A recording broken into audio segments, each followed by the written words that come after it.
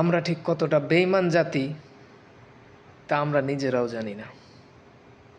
যে মানুষটা আমাদের জন্য ইনসাফ ইনসাফ ইনসাফ বলতে বলতে শহীদ হয়ে গেল, সে জানতো তাকে গুলি করা হবে। সে বলে গেল, আমি মরে গেলে আমার বিচারটা অন্তপক্ষে করিয়েন।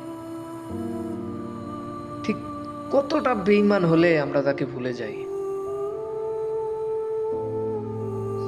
তার বিচারটা বন্ধ করতে পারি না। আমরা ঠিক ততটাই বেঈমান, যতটা বেঈমান হলে যে এমন মানুষকে মারার পরে আমরা সুদখোর, ঘুষখোর, চাঁদাবাজ, দুর্নীতিবাজ তাদের পিছে এখনো হই হই রই রই করে নির্বাচনের প্রচারণা চালাই।